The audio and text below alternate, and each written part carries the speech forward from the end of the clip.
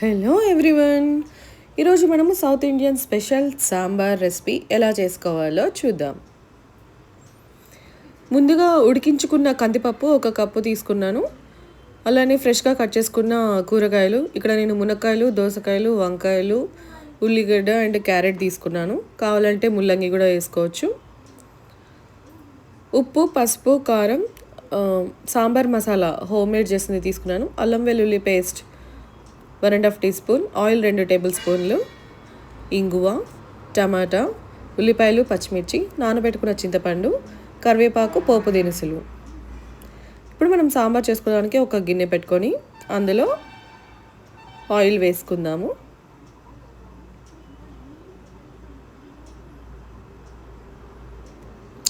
మనం ముందుగానే కందిపప్పు ఉడికించి పెట్టుకుంటే మనకి చేసుకోవడం చాలా ఫాస్ట్గా అయిపోతుందండి. ఇక్కడ నేను పోపు దినుసులు వేస్తున్నాను. ఆవాలు, జీలకర్ర, ఇంకా కరివేపాకు.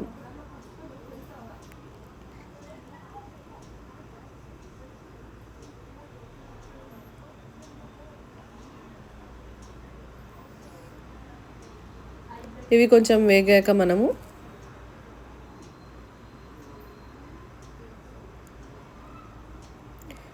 ఇంగువ వేసుకోవాలి.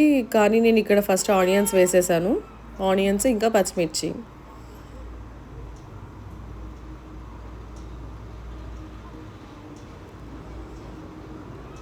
ఆనియన్స్ వేసాక కూడా వేసుకోవచ్చు, లేదా ఆనియన్స్ కంటే ముందు కూడా వేయొచ్చండి.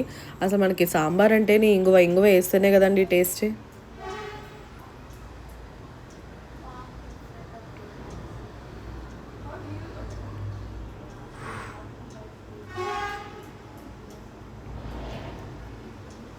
మనకి ఉల్లిపాయలు అనేది కొంచెం పచ్చివాసన పోయి లైట్ పింక్ కలర్కి వేగితే సరిపోతుంది. మరి బ్రౌన్గా రావాల్సిన అవసరం లేదండి. కొంచెం ఆనియన్స్లో పచ్చివాసన పోతే సరిపోతుంది. ఇది చాలు, ఇలా ఉంటే సరిపోతుంది. ఇప్పుడు ఇందులో అల్లం వెల్లుల్లి పేస్ట్ వేస్తున్నాను. ఇది కూడా 2 నిమిషాలు ఫ్రై చేసుకోవాలి.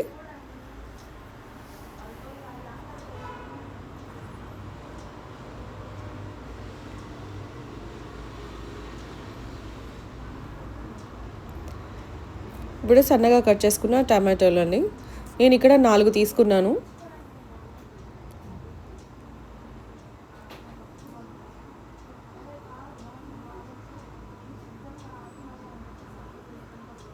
మనకి ఈ టమాటా అనేది బాగా మగ్గిపోయి గుజ్జుగా తయారవ్వాలి.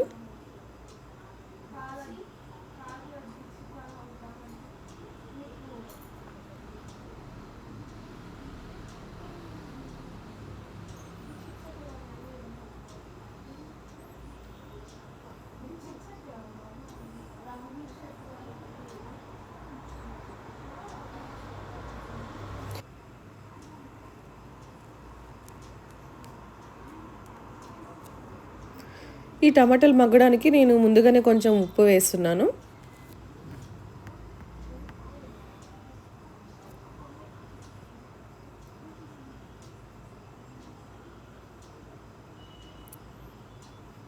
అలానే ఒక 1/2 టీ స్పూన్ పసుపు వేసాను. ఇవన్నీ బాగా మిక్స్ చేసుకుందాము.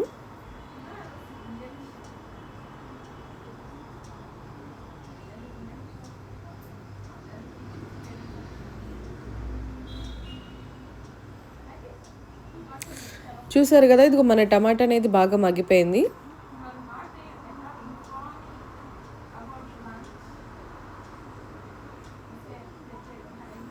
ఇప్పుడు ఇందులో మనము కట్ చేసి పెట్టుకున్న కూరగాయ ముక్కలు వేసుకుందాము.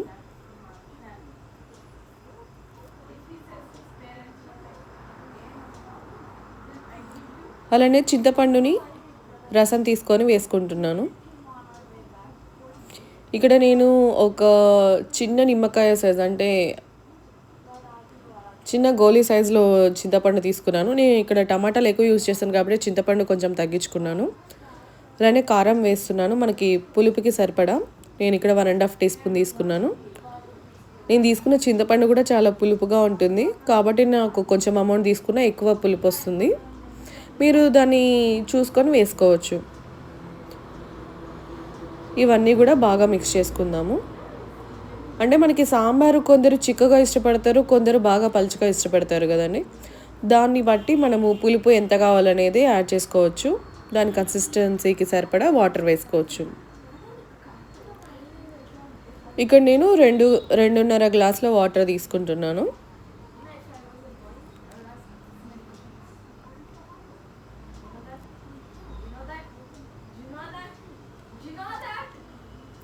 ఇప్పుడు మనకి ఈ కూరగాయ ముక్కలు అనేవి కూడా అంతా బాగా ఉడికించుకోవాలండి. ఇవి ఉడికిన తర్వాతే మనము కందిపప్పు యాడ్ చేస్తాము. మనకి మునక్కాయ అనేది మంచిగా ఉడికిందంటే మిగతా ముక్కలన్నీ కూడా త్వరగా ఉడికిపోతాయి. మనకి వంకాయలు కానీ దోసకాయలు కానీ అవి ఈజీగా ఉడికిపోయేవే ఉంటాయి. కాబట్టి మనకి మునక్కాయ ఉడికింది అనుకుంటే సరిపోతుంది.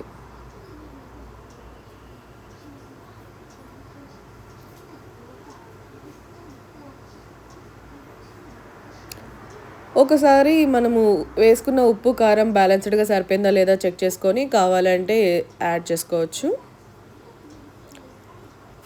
ఇక్కడ నాకు కొంచెం ఉప్పు తక్కువైంది, నేను వేస్తున్నాను. మూత పెట్టుకొని మన కూరగాయలు ఉడికేంత వరకు ఉడికించుకుందాం.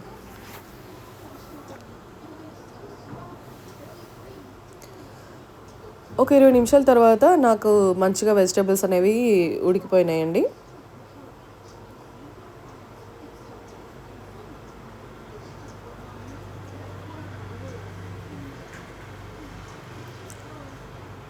ఇప్పుడు నేను ఇందులో ఉడికించుకున్న కందిపప్పుని వేస్తున్నాను. బాగా కలిపెట్టుకోవాలి ఒకసారి. ఒకవేళ కన్సిస్టెన్సీ కానీ మీకు బాగా చిక్కగా అనిపిస్తే కొంచెం వాటర్ కూడా ఈ స్టేజ్లో యాడ్ చేసుకోవచ్చు. మనము కందిపప్పు వేసుకున్న తర్వాత ఒక 5 మినిట్స్లోనే మనకి రెడీ అయిపోతుంది. అంటే వాటర్ యాడ్ చేసుకుంటే స్లోగా ఒక 10 మినిట్స్ పడుతుంది, లేదంటే ఫాస్ట్గానే అయిపోతుంది. నాది అయిపోతుంది. నేను చివరిలో కొబ్బరి పొడి వేస్తున్నాను 1.5 టీ స్పూన్. ఇది ఆప్షనల్ అండి, కావాలంటే వేసుకోవచ్చు లేకంటే లేదు. అలానే నేను తయారు చేసుకున్న సాంబార్ పౌడర్ ఉంది కదా, అందులో వాటర్ మిక్స్ చేస్తున్నాను.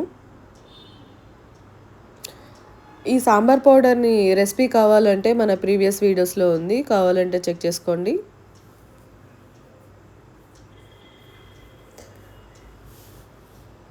డైరెక్ట్గా పొడి వేస్తే కొంచెం ఉండలుగా అవుతుంది కదా, అందుకని వాటర్ మిక్స్ చేశాను. ఈ స్టేజ్లో ఉన్నప్పుడు కావాలంటే బెల్లం కూడా వేసుకోవచ్చు అండి. పులుపు మనకి కారం స్పైస్ని బ్యాలెన్స్ చేస్తుంది. నేనైతే వేయట్లేదు, ఇష్టపడే వాళ్ళు వేసుకోవచ్చు.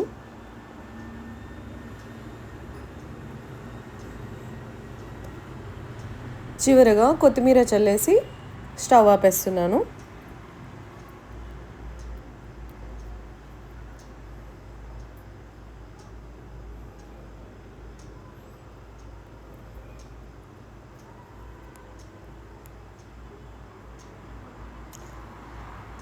అంతే అండి, మన south Indian special sambar ready. మీరు ట్రై చేసి ఎలా వచ్చిందో షేర్ చేయండి. ఈ రైస్ కానీ ఇడ్లీ కానీ దేనిలోకైనా కూడా మంచి కాంబినేషన్. మీరు ట్రై చేసి ఎలా వచ్చిందో షేర్ చేయండి.